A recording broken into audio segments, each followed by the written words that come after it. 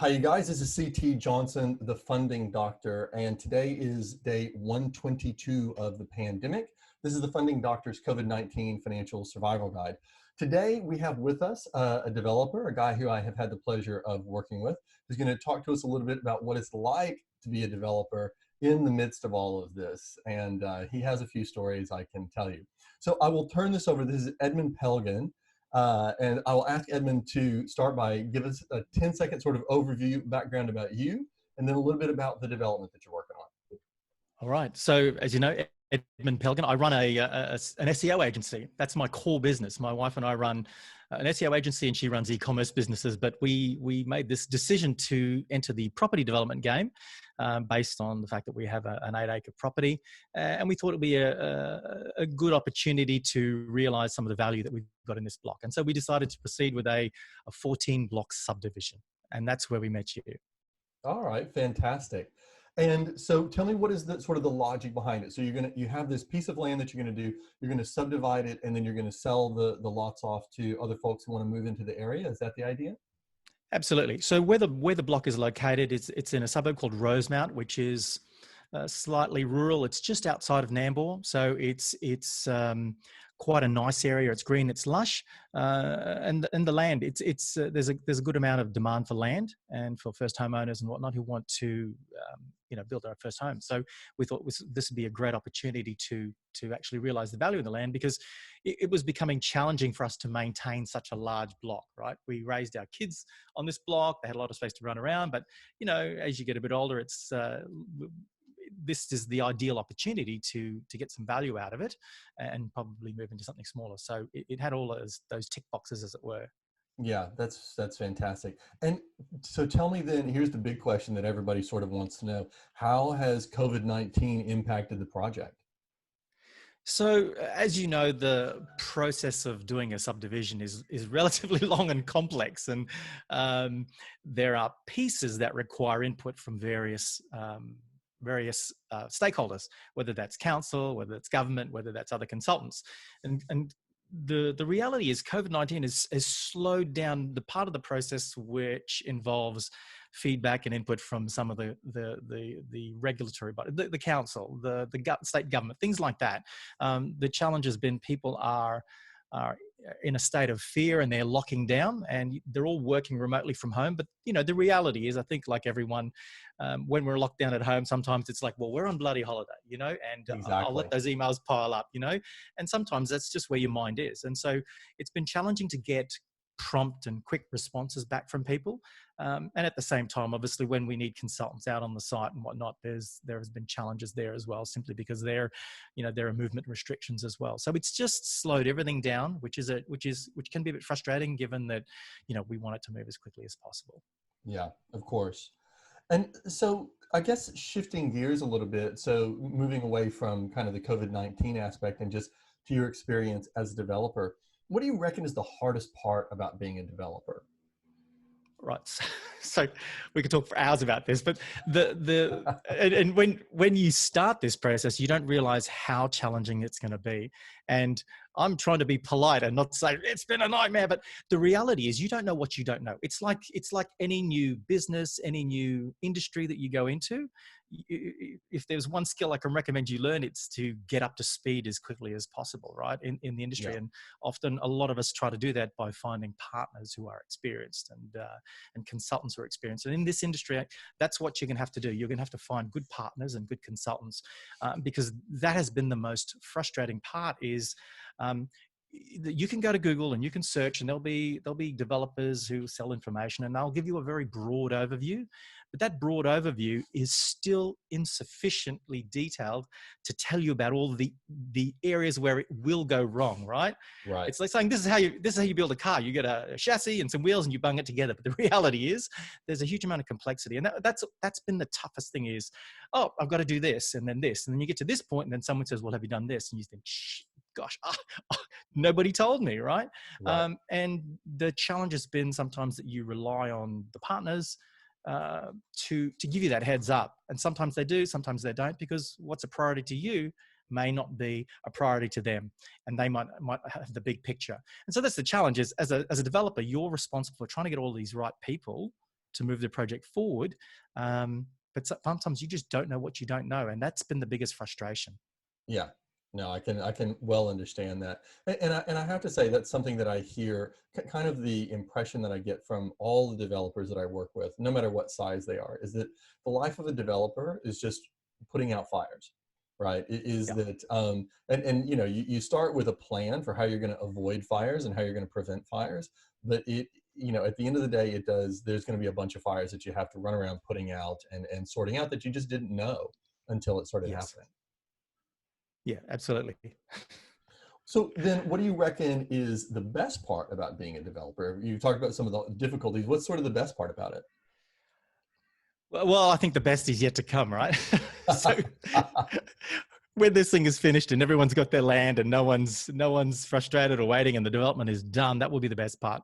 I think, look, the reality is it's knowing that as we get through this process, there is an end in sight, and it will free up some equity and give us an opportunity to revisit, look at some of the other opportunities, I suppose. The best part is knowing that you're doing something for yourself and your family, Yeah, and at the end of it, there will be an upside. And yeah, despite all the if there's one bit of advice I can give people is that the fires that you put out on a regular basis, they're not they don't go on forever.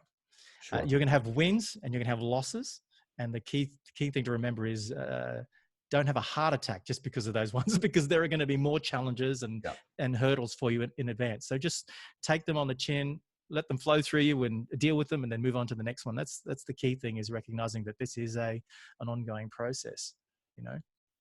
So what do you think you've really gotten right about your project? Like, what do you think you've done well? So look, I put the opportunity selection. Uh, I give that credit to my wife. My wife is very good at seeing opportunities, and she was the person who actually selected the block in the first place with the idea that this would be an ideal development block down the track. Every decision she's made about property like that has always been very good. Every decision that I've always made about property has always been bad. So I've come to rely on my wife's insight about property selection. So this it was a big block. It was close to town. Has some challenges because it's a little bit hilly in places, but all in all, it's on the Sunshine Coast. It's literally 10 minutes from the beach. It's 1 kilometre away from the centre of Nambour, so it's got access to facilities. So probably selection of the actual development site itself and seeing that was probably the thing that we got right, Yeah. despite the challenges of the block. Yeah. All right. That's fantastic. And I guess the opposite question is, what do you reckon is the biggest mistake that you've made, or what would you do differently if you could go back? Yeah. So the biggest frustration I've had is getting the ducks in the right order, if that makes sense. Yeah. Earlier on in the piece, I think we underestimated, and just because we don't know what you don't know, we underestimated the complexity of the requirements in advance. So there was a lot of back and forwards with council, which sort of slowed things down quite a lot. And we ended up rushing ahead with pre-sales in the early stage of the campaign. We did a lot of pre-sales in advance of getting the council compliance requirements completed first, because they were still open, if that makes sense. Yeah. And as you know, we're still going through that now, and we're trying to resolve that, and we're almost there. But that's probably the thing that that we've gotten wrong in terms of timing. So if I were to go back, I probably would have made sure that the development approval, the operational works done was all complete before we went to market. But the challenge was, at the time, based on the advice we had, we were told, you have to go get pre-sales, so the banks would talk to you. But here's the interesting thing too, which brings me to the point why we're talking with you, is that a lot of the mainstream funding partners, which you thought would have funded you, say the mainstream banks, they did a lot of dangling with strings, in the sense that they were having conversations with us about these developments. But the reality was, when I talked to other people in the funding industry, they were like, man, those banks haven't funded a development of this type in years. Their risk profile doesn't allow them to, but they'll continue to have conversations with you because they want to keep their pipeline full. And that was a really frustrating part of the process for me.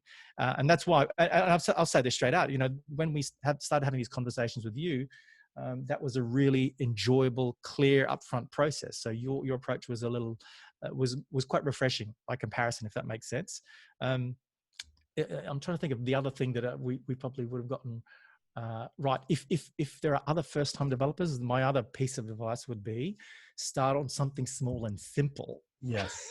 Yeah. Find a flat block, one single thing, split it in two, and let that be your first experience with property development. Because we've leapt straight into a 14-block subdivision on moderately slopey land. There are innumerable complexities that are involved and challenges, and it has created a certain level of frustration. My wife is the partner in this, and we're, it brings in that tension in the family, and you don't want that. And Sure. so start with something simple so that you can both participate and make the mistakes at a smaller scale, if that makes sense. Yeah, no, I think that's really great advice, because it's something that I see, and it's something that I always find unfortunate is, like any service provider, I don't like to say to my clients, no, this can't be done, or this is impossible. But sometimes people come to me. It's interesting that, you feel like you wish you had started with something even simpler, because what I would say is that the project that you're doing is well within your control, and it's well within your ability to deliver. And I actually have people who come to me with your same level of experience, the same sort of economic resources to bring to bear, and they've got projects that are not just a subdivision with 14 plots on it, but they're talking to me about 25 units, right? Which is, an even much bigger, more complex deal. And it's frequently hard to explain to them. Say, the lenders sort of look at that and they say, does this make sense that this person is going from being a search engine optimization expert into developing a 25 unit apartment? Yeah. It kind of doesn't make sense. And so that's one of the things something I would say that you guys did very, very well. A couple of things that you did very well. One is, I think that even though it's stressful, I do think that the project that you chose is good. And it's part of why it's good is because it is something that you can deliver on. And it may stress you and it may not be comfortable, but it is something that's well within your ability to do and to control. And that's really important, right? The other one is, and this is, of course, because I am working with you on the finance side, I see it from that perspective, but I also recognize that you're doing this in other areas as well. You guys are very good about just getting on with it and doing something, as opposed to, you don't get sucked down into details that maybe are not necessarily the important things to focus on. So for instance, one of the things that you did, which surprised me a little bit, but was, in hindsight, I have to say, it was a really, really brilliant move, was when you and I were talking and we were looking at the different groups that were out there, particularly because some of the previous people you had talked to, I think you had set in your mind a price level for the funding and a loan to value ratio that was different from what we got. And a lot of people, when they see that, they're just like, no, this is BS, or I'm being cheated, or this person is incompetent, or there's a better deal over the hill, or whatever it is. And you guys really just said, let's just suck up and do whatever. We, choose one of these. It's kind of much of a muchness, and let's go forward. And the thing that I see there is, honestly, among all of the clients that I had, or the projects that I had going into this, you guys are doing the best in terms of progressing your deal, which I know seems, if you think you feel frustrated and it's not going great for you, like you wish it could go faster, there are people out there who, with much, much bigger projects that are doing much worse. So I think that that's a real strength you guys have brought to it, is just a get it done attitude. And I really think that's, that's really helped you. Yeah, I appreciate that. I mean, it's good to hear that. I actually asked, as I got halfway through the project, it struck me that the people in the property development industry either have a high tolerance for risk, right, or an ability to manage stress really well. Because the reality is, I've talked to other small developers who are just doing simple subdivision splits, and and with their interactions with council and stuff. And some of them talk about having mental breakdowns, right? Some of them, the reality is, most people in their business or their life, they like black and white. They like a yes or no answer for everything. And what I've discovered in this industry is that people will tell you something, or a situation will be this, But that's not the final answer. There is gray everywhere, and you find a solution by changing something, or someone will change their position, and so that if someone says something can't be done, or whatever it is, well, it's not necessarily, you don't have to go up in arms and just call it quits. The reality is there is always a way around it. And I say that, but fingers crossed, we just keep moving and get Yeah. on with it. But if you're not the type of personality who can handle uncertainty, I guess that's what I'm trying to say, Yeah. and then work out a solution, then it's probably not the ideal thing for you, Yeah. because there are certain personalities I don't think would handle the process that well. It would cause a lot of personal stress for them, I think. Yeah. No, I think you're absolutely right about that. So what was it one time I heard somebody say about developers, if you're the kind of person who has difficulty sleeping at night, you probably shouldn't be a developer. That's right. That's right. That's right. So, fingers crossed, we'll finalize this one, and then, and I guarantee you, we'll get to the end of it and go, wow, I can never again. And then two weeks later, we'll be like, my wife still does it, right?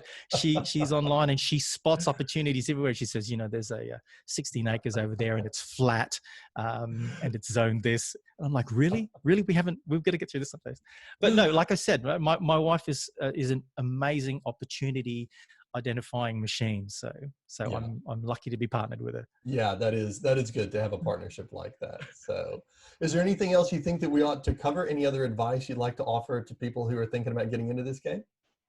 Look, I just think it's like, well, we talk about having a history. You talked about the lenders looking at people. I mean, the reason why I would have liked to have started with a smaller project, and maybe for a lot of people I would recommend starting with those smaller ones, is that you do your learning on the cheap, you do your learning on the small with moderate risk. You figure out that this is a complex process, and then it'll give you insight to say, you know what, I either don't like the process, or I do, or I think I can handle it. And then you've also built up a history, right? A back catalogue, as it were, of greatest hits. And my wife and I did similar stuff when we were working in New Guinea many years ago. That was a place where you could build an apartment block, rent it out. That was the way that property was done up there, and so we were comfortable with that process. And for people who may not have that back history, then start with something small. Give yourself the confidence. Give yourself a track record that you can show to financiers, and then step up to the bigger projects, I guess. That's, you know what I mean. That's my only suggestion, I suppose. No, I think that's a great suggestion. So Edmund Pelgen, thank you so much for the insights. I think it's been really, really valuable for everybody. So thanks so much. Not at all, not at all. And I'll see you on the end of this one, and we'll have a chat about the next one once this one's finished. That's what I'm looking forward to most. All right. Take care, Edmund. All right. Cheers.